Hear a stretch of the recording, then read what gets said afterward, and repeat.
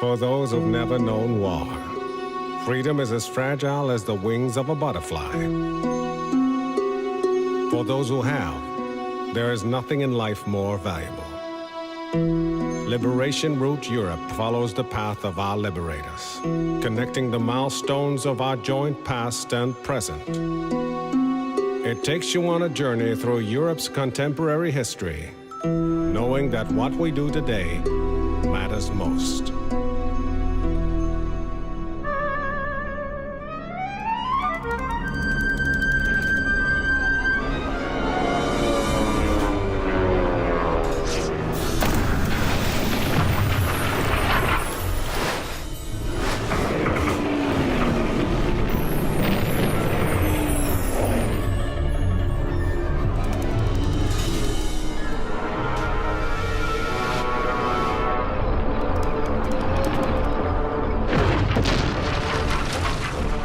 Landgenoten, wij herhalen het bericht. Nederland is vrij. And therefore, as a free man, I take pride in the words, Ich bin ein Berliner.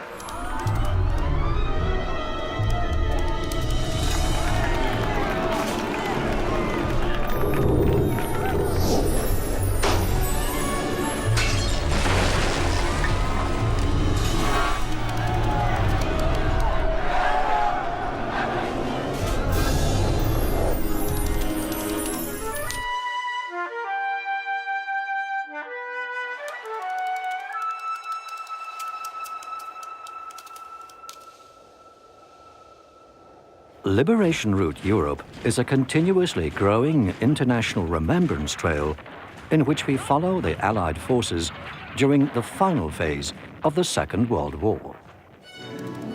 The route starts in southern England, crossing to the Normandy beaches, the Belgian Ardennes, Hürtgen Forest, Brabant, Arnhem, Nijmegen, all the way to Berlin and on to the Polish city of Gdansk, where a democratic revolution for overcoming the division of Europe was launched nearly 2 generations later. Liberation Route Europe gives people the chance to discover and experience the routes taken by the Allied forces during the final phase of the Second World War. Liberation Route Europe connects this history with our lives, the lives of the people of contemporary Europe and other parts of the world, underscoring the role of international reconciliation and promoting reflection on the value of our hard-won freedoms. Liberation Route is a contribution, let's be honest, to education. It's a contribution not only to memory, it is an appeal, a permanent appeal, that those who suffer most when war happens are young men and women. And therefore, Liberation Route is not only an address to my generation, it is an address to my children and their generation. That the history of my parents is not so far away that we should forget about this. The project that started as a regional initiative in 2008 in the Netherlands is more than a geographical trail. It's a remembrance trail. A route that connects locations with stories. Stories from real life, from history, of soldiers and civilians. People made of flesh and blood, just like us. Stories that can be relived today using interactive technology. Let's zoom in and unlock just one of these personal stories from a moment in time when war ravaged life in Europe. Autumn 1944. The months between the end of Operation Market Garden and the start of the Rhineland Offensive, also known as the Frontline period. This story is dedicated to Paul and Lum Janssen, 2 brothers from the village of Groesbeek. This is their story. The 3rd of September 1944. Just another normal day on the Janssens farm. Paul is ploughing the fields along the Zevenhovelen Road. when on the horizon, 7 aeroplanes appear. They're flying so low that Paul has to hold on to the horses' heads. They take a few photographs of the area and then they disappear. All is quiet. Sunday the 17th, 4 o'clock in the morning. The drone of aeroplanes. At least 40 flares blazing above the Reichswald forest, above the German anti-aircraft guns in the field nearby. At around 1 o'clock in the afternoon, enormous aeroplanes fill the sky. Hundreds all at once, with hundreds of parachutes. The Germans open fire on the paratroopers, and the Americans throw hand grenades at the anti-aircraft guns. The Janssens each have a glass of milk, thinking they are about to be liberated. But the illusion doesn't last long.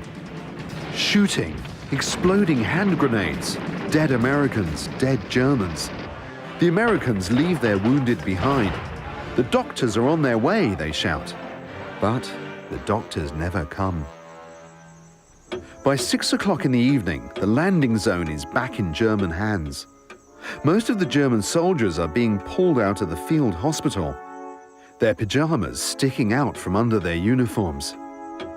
Lum Janssen is ordered by the Germans to take the wounded to Wieler. He returns after a couple of hours, traumatized. The grenades forced him to leave the horse and cart and the casualties. That's when the first tears appeared. Sitting at the table, shell-shocked. The hills in Groesbeek are littered with dead soldiers.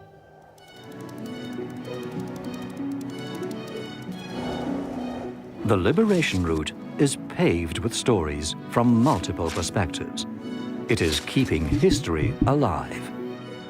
And now, the liberation route is about to cross national borders. Thanks to international partnerships, we are witnessing the start of a first-of-its-kind transnational alliance of museums, tourist authorities, governments, universities, and other heritage organizations. We are witnessing the launch of Liberation Route Europe.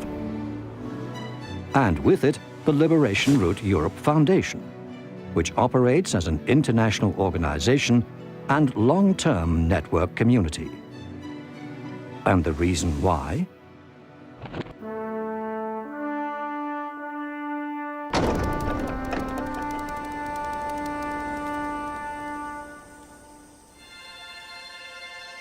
With this route, we are creating awareness for future generations.